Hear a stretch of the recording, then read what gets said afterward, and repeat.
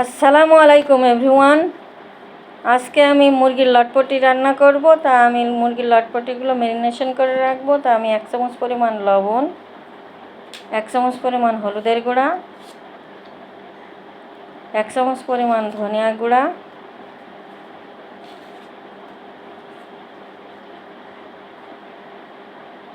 1 চামচ পরিমাণ জিরা গুঁড়া,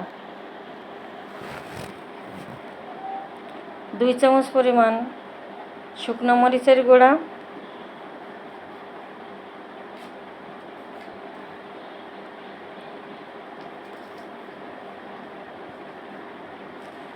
আদা পেস্ট 1 চামচ পরিমাণ, রসুন পেস্ট 1 চামচ পরিমাণ, পেঁয়াজ পেস্ট 1 চামচ পরিমাণ।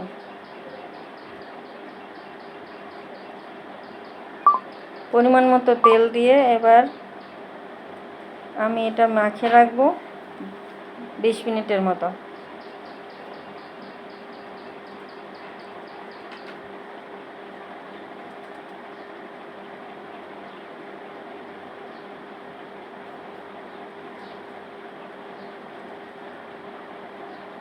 এবার আমি কড়াই তেল দিয়ে নিয়েছি।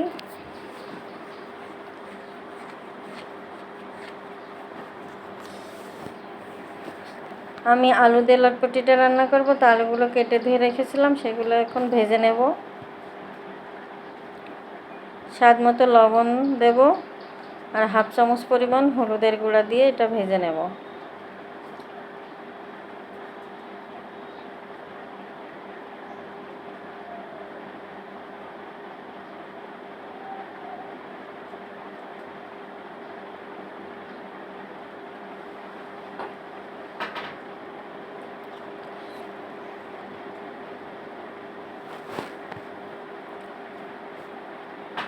তা আপনারা আমার ভিডিওটা কে কোথা থেকে দেখছেন? যদি ইউটিউব চ্যানেল থেকে দেখেন তাহলে অবশ্যই আমাকে সাবস্ক্রাইব করে দেবেন, আর যদি ফেসবুক থেকে দেখেন তাহলে অবশ্যই ফলো দিয়ে আমার পাশেই থাকবেন।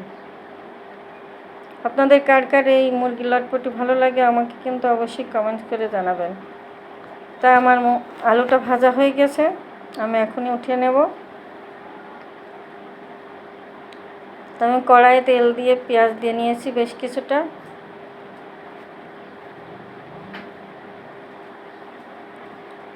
এবার আমি ম্যারিনেশন করে রাখা লটপটিটা কষে নেব।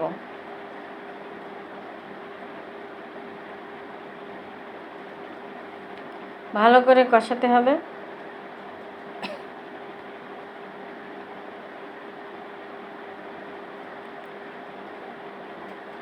আমি ভাজা আলুগুলো দিয়ে দেব, দিয়ে একসঙ্গে কষে নেব।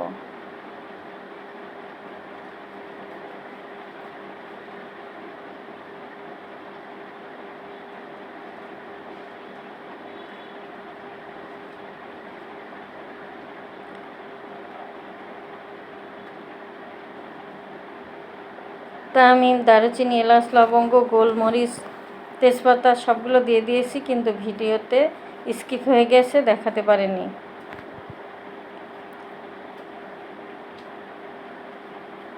তা আমার এগুলো লটপটিগুলো ভালো করে কষে নেব। তো আমার কষানো অনেকটাই হয়ে গেছে, আমি এবার ঝোলের জন্য পানি দিয়ে দেব। খুব বেশি পানি দেব না, যেহেতু আমি এটা লটপটি করব, একদমই কম ঝোলে রান্না করব। বেশি ঝোল রাখলে এটা খেতে ভালো লাগে না। অনেকেই আছেন যে লটপটি খেতে চায় না, মুরগির এগুলো সব ফেলেই দেয়, কিন্তু এটা খেতে ভারী মজা লাগে আসলে। আমি কয়েকটা কাঁচামরিচ দিয়ে দিয়েছি, দিয়ে আর একটু ঢেকে রাখবো। ঢাকনাটা তুলে এবার গুঁড়া মশলা দিয়ে দেব, ভাজা মশলা দিয়ে দিয়েছি। এবার আমি একটু ঢেকে রেখে নামিয়ে নেব। তো আপনাদের কার কার দেখুন কত সুন্দর হয়েছে দেখতে,